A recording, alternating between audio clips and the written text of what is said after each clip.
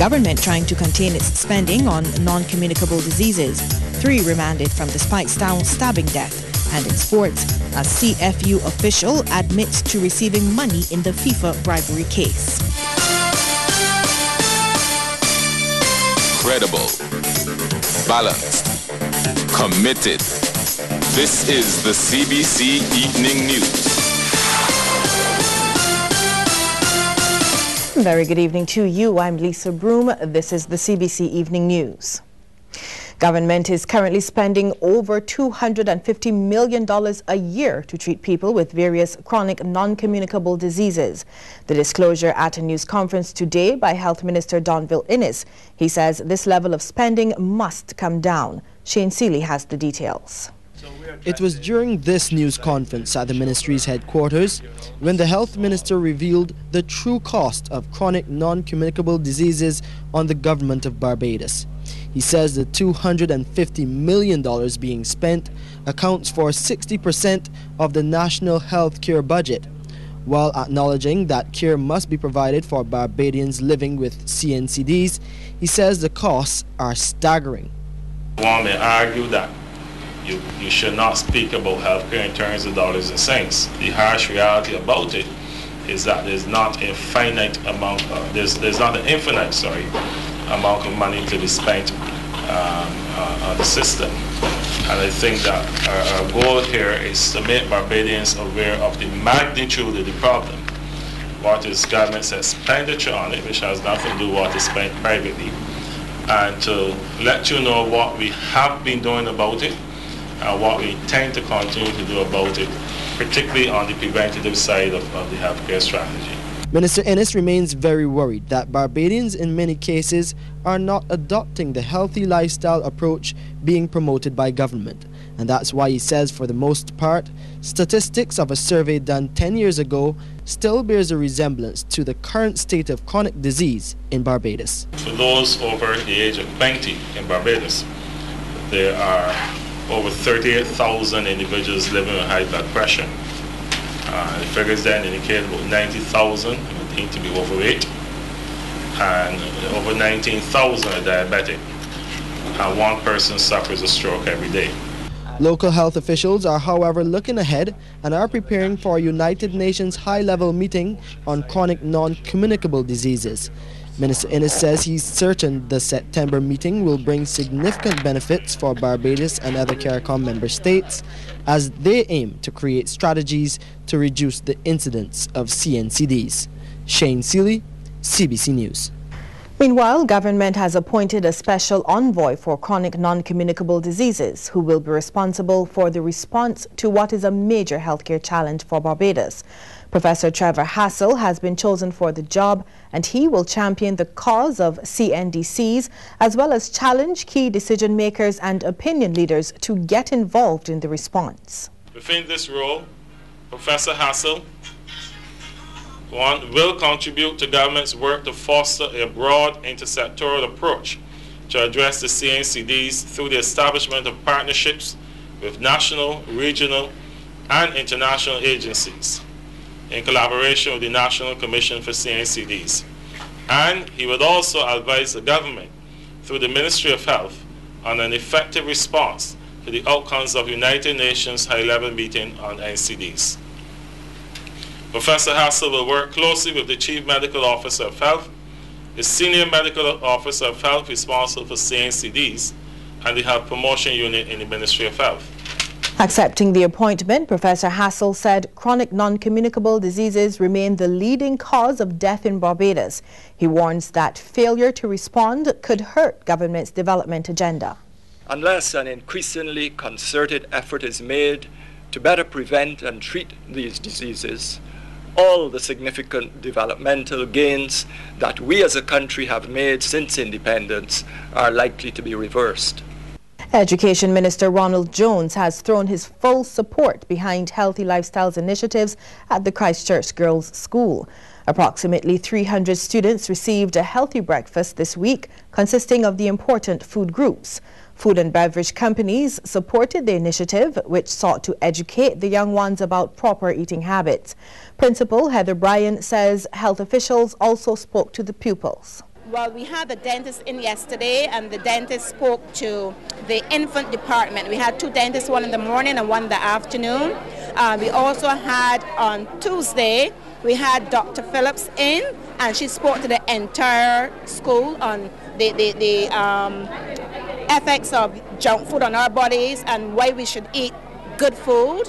And then we had on Monday, we had the nurses from the polyclinic speaking also about taking care of your body. And we even had one of our officers giving some tips on healthy living. Katie Riley, one of the coordinators of the event, says she is happy with the response from corporate Barbados. As soon as we called these companies, they all jumped on board right away. So we had Pine Hill, we had Webisco, General Distributors, GNLD, Nature's Discount, and Chorus, yes, because Chorus is also, they're going to be here tomorrow with their exercise equipment, demonstrating use of various exercise equipment. So they're going to be here, and we have Jim Ocean 2, they're going to be here tomorrow as well. The support group for diabetics at the Warrens Polyclinic is seeing positive results. Staff nurse at the clinic, Tawny Hitman, says they are finding more patients compliant with the medication, diet and exercise. Nurse Hitman says it is essential for an individual suffering with diabetes to learn about their new health profile, such as grocery shopping and blood sugar tests. She says the support group at the Warrens Polyclinic is helping to provide this information. With diabetes, monitoring the blood sugars are important. However, persons must also take care of their cardiovascular health because that's one of the major complications of diabetes. Health sister Karen Granham says it's about teaching moderation of food and living with the disease. In the diabetic support group, we not only encourage those persons who are actually diabetic, but we also encourage them to bring along a family member and their friends, it might be their next door neighbor, to give them support to manage their diabetes. So it's not only about patients who are diabetic, but there are persons out there who want to know about it because there are lots of people who are at risk. We have more on the evening news in just a moment.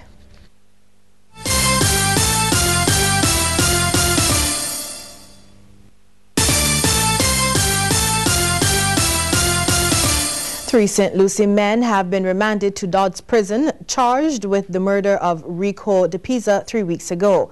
They are 25-year-old Kieran Sylvan Moore and 32-year-old Dwayne Carlo Griffith, both of Crab Hill, and 31-year-old Ryan Omar Samuel of Grape Hill. The trio appeared in the Whole Town Magistrate Court before Magistrate Barbara Cook Aline. They are to reappear in court on June 24th. 22-year-old De Pisa was stabbed to death at a kiosk in Spicetown on May 21st. 2 men have already been remanded to Dodds Prison in connection with the young man's death. They are 28-year-old Benson George Finisterre of Crab Hill and 31-year-old Tarian Mears of Cleavers Hill in St. Joseph. Meantime, 3 British visitors have been fined for their involvement in a disturbance aboard a Barbados-bound Virgin Atlantic aircraft. 76-year-old Derek George Edmund, Zoe King, who is 46, and 49-year-old Martin Robert King are to pay $7,500 forthwith or spend a month at Dodds Prison. The sentencing was handed down in the District B Magistrate Court by Magistrate Laurie Ann Smith-Bovell. Initial information received by the police was that there was a fracas on board a Virgin Atlantic Airlines aircraft en route to Barbados, and a number of passengers were allegedly involved. The flight landed safely at the Grantley Adams International Airport. An investigation commenced, which resulted in the arrest of the 3 men. A retired educator and social commentator, that is, has chastised educational authorities for not doing enough to root out bullying at schools. Former Harrison College teacher Ralph Jemmett feels the authorities should move swiftly to eradicate the problem. He was speaking during the Democratic Labour Party's weekly lunchtime lecture. Where's the principal and the board of management in doing something about it? I mean, you don't have a situation like this where every evening a 5th form boy is beating up a 3rd form boy and taking away his money, and then you don't interfere in that. Aren't you using your authority to stop it? You're going to just let it continue? So I think where that happens, that whole education system, from the Ministry of Education down, can be said to be failing children. A little boy who is small and maybe shy or something, is not going to want to go to school if he knows that at the end of every day a bigger boy is going to beat him up. I mean, even adults would not want that. Well, there's a call for further training of Barbadian teachers who cater to students with special needs. It came from principal of the Anhill School, Daphne Brown, at the school's graduation. Ms. Brown says 1 or 2 day workshops are things of the past. She told those in attendance that authorities should look at the issues of special needs training to assist students better. Recommendation would be that there should be a 1-year program or 2-year program in the teaching of children with special needs. Very often, my young crew, they're very energetic and vocal, not rude, and they will normally come and say, "Ma'am, we are enjoying the course at Erdeston, but it's not helping us with what we are doing at Anhill."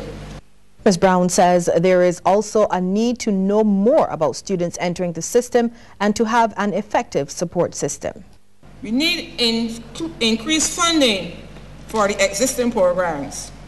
We also need training for our existing teachers in testing and evaluating our students.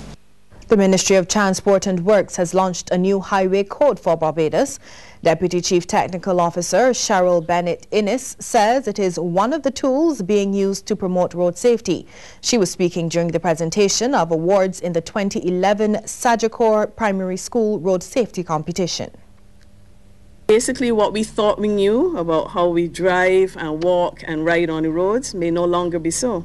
For instance, now we have much longer stretches of what we call dual carriageways along the highway. This will be where you have the concrete medians in the middle, and you have to know how to deal with that median, how to enter and leave the highway properly, how to merge, how to change lanes, how to use that acceleration and deceleration lane in the belt area. And there are also new methods of keeping yourself safe that keep coming up all the time. There, for instance, is a method of how you should adjust your side mirrors.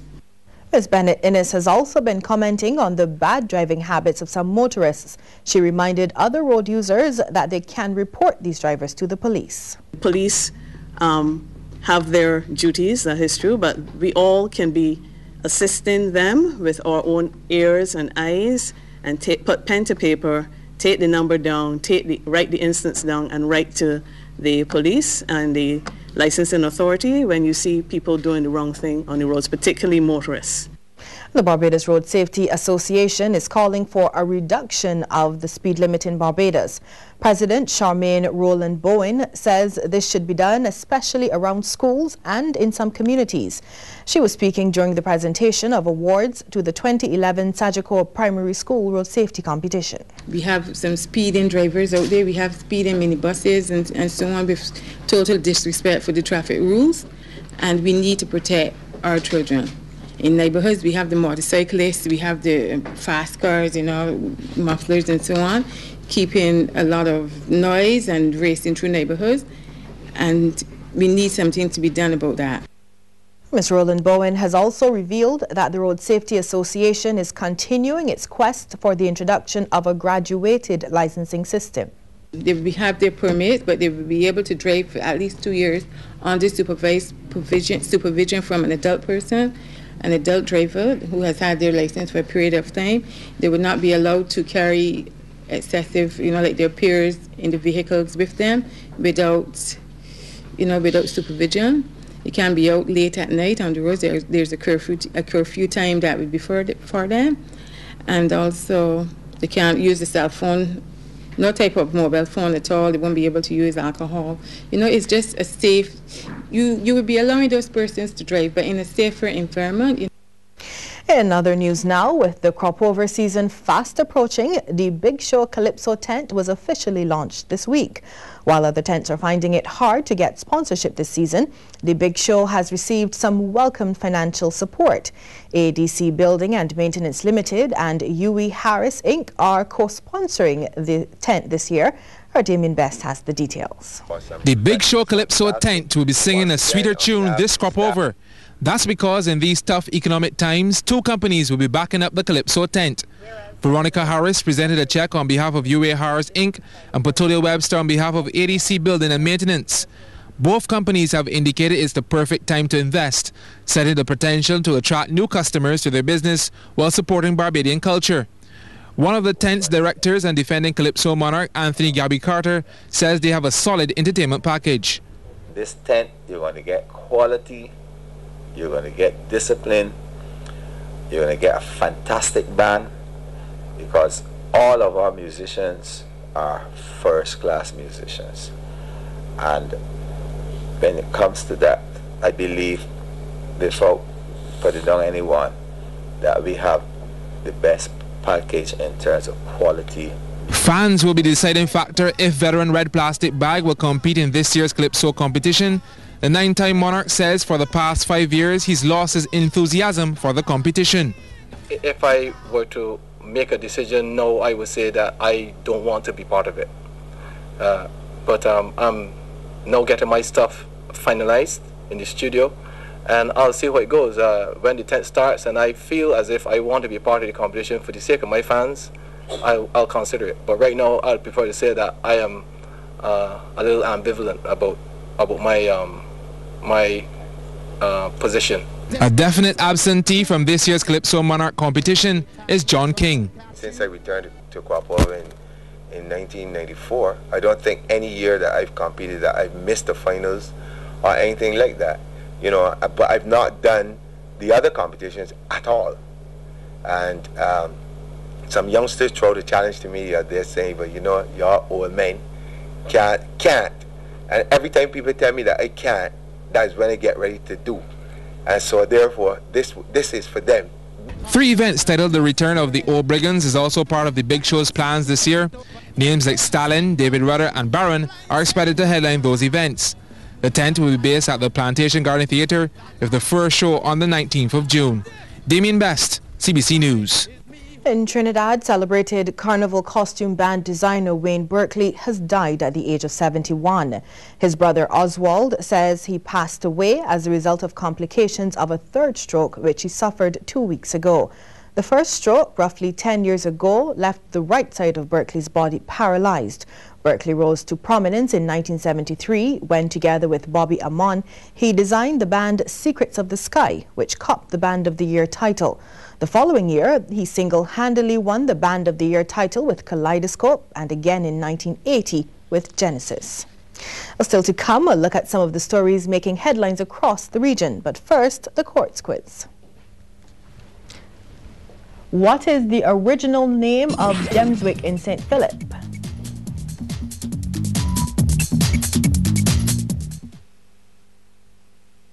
What is the original name of Gemswick in St. Philip? The answer, Pennyhole.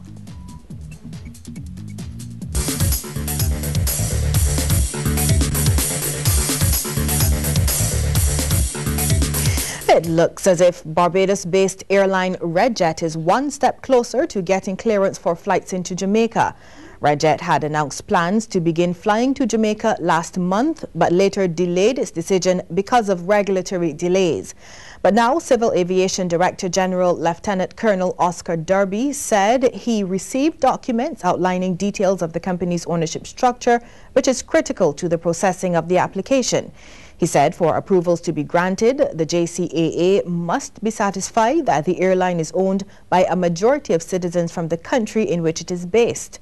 Colonel Derby said he is satisfied that the information provided by Barbados is correct. However, he cannot disclose details of the airline's ownership structure. The JCAA head said he is now arranging a meeting with board members to examine the documents. According to Colonel Derby, the matter should be finalized early next week. Barbados has made a 3-barrel donation of essential items to St. Vincent and the Grenadines. It was made this week during a presentation at the office of the Clement Payne Foundation. Noel Adams, who is from St. Vincent and part of the collection committee, says they are happy with the support given by Barbadians. He says after the bad weather, which caused major damage to the island's infrastructure, the items should provide some relief. Over to St. Lucia. St. Lucians await a date for general elections. The main opposition, St. Lucia Labour Party, is predicting an August poll. Opposition leader Dr. Kenny Anthony says he's been unsuccessful in getting the Electoral and Boundaries Commission to review existing boundaries tabled in Parliament well ahead of general elections that Prime Minister Stephenson King said would be held this year. He said this means that they will be going into the elections on the basis of the old or existing delimitation of the boundaries in St. Lucia. Dr. Anthony claims that the existing boundaries do not conform with the rules prescribed by the Constitution. Well, ahead is the sports package, but before we get to that, here is a tip from Cooperators General Insurance. This tip of the day is brought to you by Cooperators General Insurance Company Limited. Insurance the way you want it to be. In the event of a hurricane warning, identify ahead of time where you could go if you're told to evacuate. Well, good evening to you. I am Mark Seal with your Lime Sports World. A Caribbean football official has acknowledged getting $40,000 in cash at a meeting which is being investigated in a FIFA bribery scandal. Suriname Federation President Louis Giscus said he received an envelope containing 4 piles of $100 bills at a Caribbean Football Union conference staged in Trinidad and Tobago for members to meet the then FIFA presidential candidate, Mohammed bin Hammam. Giscus reported the cash gift to FIFA's Ethics Committee after it suspended bin Hammam and FIFA's Trinidadian Vice President Jack Warner, pending a full inquiry into the gravest corruption crisis to hit football's world governing body. Bin Hammam, Warner, and 2 CFU employees are provisionally barred from duty to face accusations of paying bribes up to 25 Caribbean voters during the Qataris' failed campaign to unseat FIFA President Sepp Blatter. All 4 deny wrongdoing. FIFA investigators hope to speak with officials from around 18 CFU members, including Barbados, who have denied being offered payments. Puerto Rico was the first association to admit accepting the payment. In more football news, the defending champions are out of the Baiko Primary School's football competition as the final will be contested between Cuthbert Moore and George Lamming. The 2 schools recorded wins today at the National Stadium in the semi-finals. George Lamming won on penalties and Cuthbert Moore secured a victory in extra time. CBC's Shane Jones was there. Defending champs West Terrace here in blue had an early chance, but an easy collection for the George Lamming goalie. A good, powerful free kick from the Shandy Clark almost beat the West Terrace keeper on the bounce. No goals though, 0-0 at the half. Going the other way in the second, West Terrace came out with a purpose. Defensive blunder here, and they've got an eye on goal. And they scored 2. But the linesman's flag was up for offside, 0-0 still. Yep, you just got the feeling that West Terrace was going to score. This free kick denied by the woodwork. No goals after full or extra time, so it was on to penalties. The 2 teams weren't just going to hand over a final spot. Both had their fair share of goals and saves. In the end, it was this strike from Isaiah Cornebert that gave George Lamming the 7-6 victory on penalties. Second game saw Jadan Blanche of Wilkie Cumberbatch open the score against Cuthbert Moore. Muted celebrations, but Wilkie up 1. That was up until Antonio Farrell took matters into his own hands to even things up for Cuthbert Moore, 1 apiece. Well, it stayed that way right up until full time. Then in the second half of extra time, Sharon Hoyt made no mistake. Cuthbert Moore through to the finals, winning 2-1. Shane Jones, CBC Sports. And still in more football, Clayton's Colatonic Notre Dame have gained ground on the 2 leaders in the GDSL BFA Premiership. Last night at the National Stadium, Dames beat the second-placed Bredens Hill, while leaders Meridian Castrol Youth Milan were held to a draw by Sporting Bet Pinelands. Nothing much to shout about in the first half in the first game, but in the second half, that big blast of a shot from Kenroy Skinner made it 1-0 to Milan. And maybe they thought they had it all in the bag, but just in the nick of time, Damien Welch for Pinelands, he slots it home, and that was the final score. Milan won, Pinelands won. the leaders missing an opportunity to go further ahead. In the second game, though, the second place team, Britain's Hill, they too were stopped big time by the Dames. Brian Neblett, with that left foot booter, crossed the goalkeeper to his left. It would score. That's 1-0 to the Dames. Next up, we had the Carlo Gemot. Lot of bodies in the middle, right in front of the bars, and just a little stab at the near post. That was 2-0. Just before halftime, we would get a third one via a penalty. Britain's Hill player bringing down the Dames player in the area. No doubt about that one. Red card showing the walking papers. John Paris would take the penalty, and it was an easy one too. 3-0 going into halftime. After the break, Daquan Adamson in this play developing from the right side would slot it home. That would be 4-0. Walton Burrows would score for Britain's Hill, but that's all it wrote. 4 the Dames, 1 to Britain's Hill. And still in football, the inaugural AC Milan Junior Camp Barbados kicks off at Kensington Oval from October 16th to 22nd. And the camp will host up to 100 children aged 8 to 17.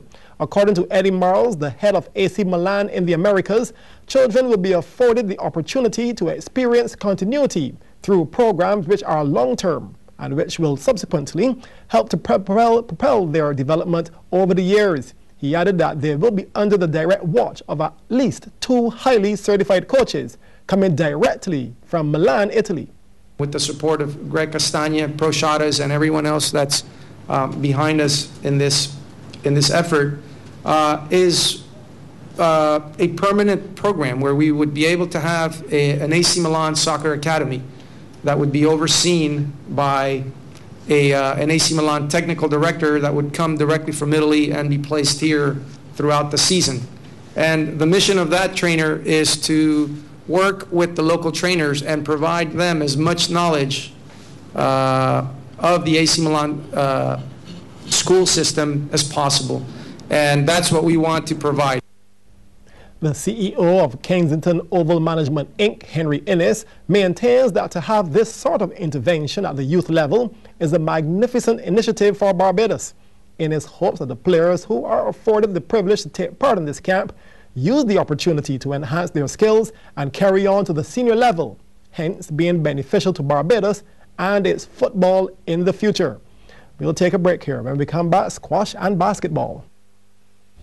For this year's Barbados Squash Open, players and spectators will be in for a treat when Barbados play host to reigning world women's champion Nicole David of Malaysia. David, who is expected to be in the island from Sunday, will be a major part of a 2-day clinic. The national women's squash champion, Karen Meekins, is certainly looking forward to taking on the world champ in their exhibition match as a warm-up for the open season. She's so good. I can't wait to play her. It's going to be an amazing experience for me, but I'm not going to get many points. Unless she's in a really good mood. I mean, for me, I'm 38 years old and it's like the highlight of my life to go on court with world #1. It's just going to be totally unbelievable. So for the kids, I mean, the junior squash players, it's just what an experience. Leicester Vaughan improved their record to 9-1 when the co-operators General Insurance and the 16th basketball competition continued yesterday. In their latest game, Leicester Vaughan beat Ellerslie 65-30 to move to the top of the standings on 19 points. CBC's Marsha Boyce reports. Leicester Vaughan had home court advantage for this game against Ellerslie, but it was the Ellerslie boys here in yellow who got the jump on the hosts. Christian Morris with the jumper as they held the early lead. Leicester Vaughan took some time to settle, but they soon got their act together. Brandon Hope drains the three-pointer. Then Raheem Johnson under the basket for 2 of his 10 points. Despite their start, Ellerslie would trail by 12 points at the break. Leicester Vaughan led 28-16 at half-time. Hope built on his dominance in the first half. Here he is big in the paint. He would score a game-high 30 points for Leicester Vaughan. And with Ellerslie not offering much on defense, Leicester Vaughan more than doubled their lead. Deron Cadogan here with an easy path to the basket for 2 of his 10. Ellerslie did get their shots but failed to score. Morris ended with a team-high 9 points. But that wouldn't be enough to deny Leicester Vaughan the victory, 65-30. Marsha Boyce, CBC Sports. Barbadian manufacturers exported just over $1 million in products to the United Kingdom last year. According to the Barbados Investment and Development Corporation, this was an increase of more than 15% over the previous year. But Peter Martin, the BIDC's marketing consultant in the UK and Europe, says Britain's current economic downturn will present challenges for local products sent there. He's hoping that the high value placed on the Barbados brand will help. Working under that banner, taking full advantage of the outside world's perception of Barbados is probably one of the most important aspects. And so therefore, because the markets that are being exported to, and in this particular instance the United Kingdom, that perception and that image of Barbados needs to be retained. So at all times we stress to the manufacturer, put quality at the top of your agenda, and that will give you a chance. Mr. Martin says Barbados is now trying to consolidate its position in the UK market. So we've looked at where they shop in the UK, what their habits are. Obviously can be quite different to perhaps where the ethnic customer would shop, and tried to place products into those markets and indeed have products designed and upgraded to fit into that category. So we have certainly a good advantage in that we can place our products in front of an ethnic market, but also a fairly high quality discerning customer as well. Some Barbadian hoteliers are already cashing in on a new online booking system that is expected to boost tourist arrivals. They're part of the just-launched BookBarbadosNow.com e-commerce platform. Ashwin Kamali, whose company Hotel Internet Help and Regatta Travel Solutions developed the system, says it should attract more business to Barbados. The Regatta technology, which we've developed over the last year, is really the first in the industry where destinations can work directly with the hotels. The hotels can control everything that goes in there, the prices, the inventory, the policies, the photography, everything is controlled by you. And it allows us to partner with the BHTA to go out there and frankly compete against the online travel agencies and the tour operators to bring you those customers at a much lower cost to you. Incoming chairman of the Barbados Private Sector Association, John Williams, has credited the social partnership with helping many businesses to stay afloat during these tough economic times. He says the social partnership allows businesses to work with government and trade unions to find the best possible solutions to any problems being experienced. Mr. Williams was speaking at a breakfast meeting hosted by the Canada-Caribbean Emerging Leaders Dialogue. We have the undertaking by the private sector to exercise restraint in layoffs and redundancies during the recession, and to seek to be creative and innovative in the approach to management of business in order to sustain jobs. And I think that the level of unemployment currently is testimony to that, because although at our best in when the world economy and the Barbadian economy were doing much better, we got down to 7-point-something% unemployment. We're currently around 10% unemployment. And I think that when people look at places like Spain, that I believe are up in maybe 20%, and other countries, it is a reflection of the maturity of the country in terms of trying to recognize what is important to the country as a whole. Mr. Williams says the social partnership model will continue to give Barbados a competitive advantage. He says strong business is the driver of growth in any economy, and dialogue with government is still very important. In our view, any perceived challenges or limits of the social partnership are outweighed by the benefits derived by all the parties. We're also of the view that the dialogue that presently exists strengthens rather than weakens the decision-making of all parties, and this augurs well for continued national development. Look now at how the stocks traded today.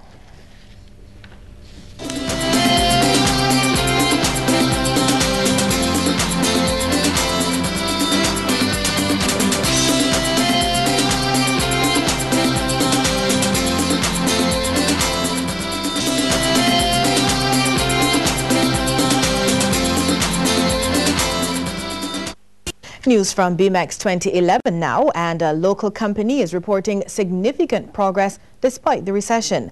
This report from the General Manager of the West India Coffee Company, Cecil Yearwood. He made his comments during this year's BMEX showcase at the Lloyd Erskine Sandiford Centre. Mr. Yearwood says the Coffee Italia product line, which is owned by West India, has seen 15% growth for the year. Because of our service, West India Coffee Company also owns the Italia Coffee House line, which continues to grow, and that growth is shown will be shown in our new location on the land side of the airport. So even though we're in recession, Italia Coffee is still able to grow because of the quality product and the quality service that we offer at Italia.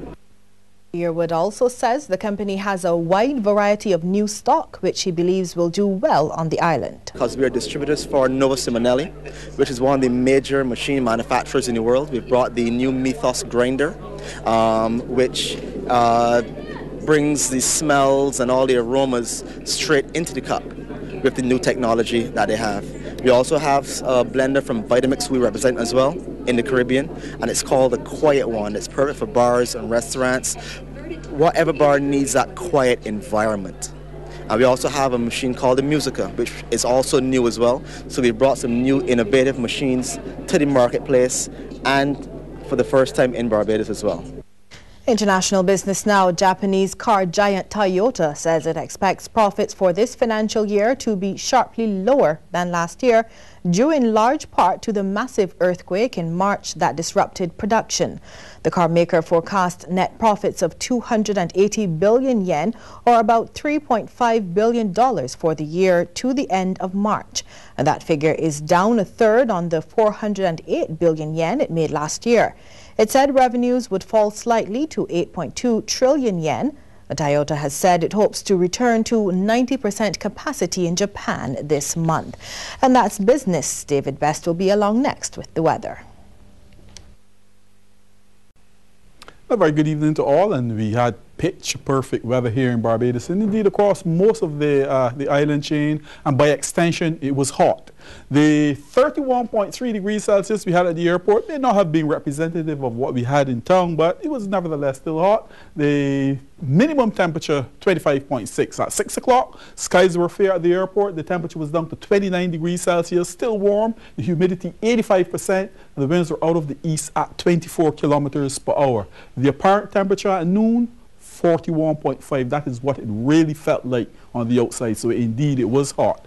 Now in the eastern Atlantic, let's get our bearings, Barbados and the island chain. There are two tropical waves to the east of us.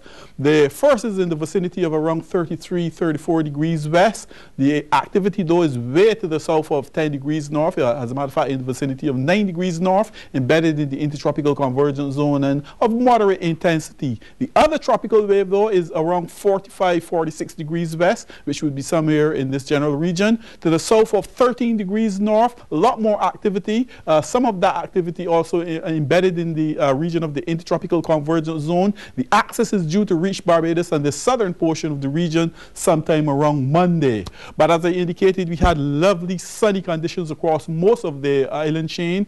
We're going to be looking at another picture. We had a few issues with our loop, but the ridge of high pressure was the dominant feature. The mid to upper level portions of the atmosphere again today were relatively dry, just some shallow patches of low-level cloud moving into the region, and as a result no real significant shower activity. To the extreme north, where we had lots of cloud over the past couple of days, most of the convection is at this time just over open water. Still some lingering instability over the north.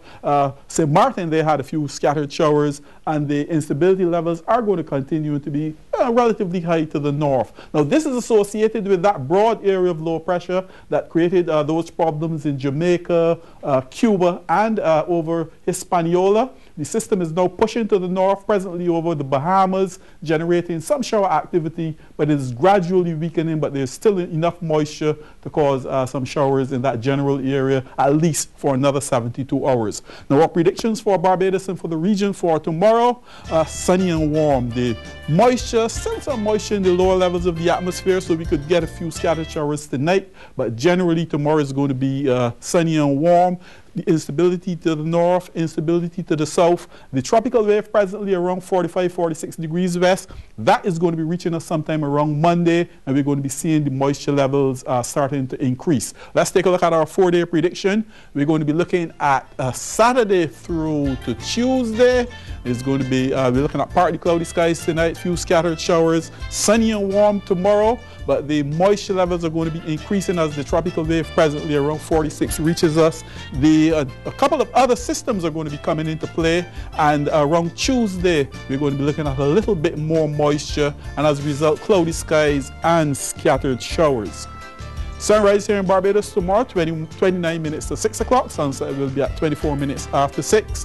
The one and only high tide at 19 minutes after 12. The first low early tomorrow morning, 6 minutes to 6.